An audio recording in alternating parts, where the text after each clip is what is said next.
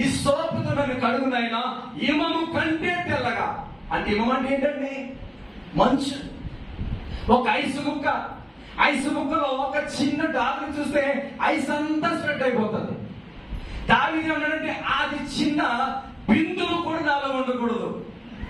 ఈరోజు నూతన సంవత్సరములో ఈ నూతనమైన ఈ యొక్క 1వ తారీఖున మన జీవితాన్ని మనం అలా చేసుకున్నట్లయితే, మనలో ఉన్న మలినాన్ని మనం తీసివేసుకున్నట్లయితే, దేవుడు ఏం చేస్తాడంట?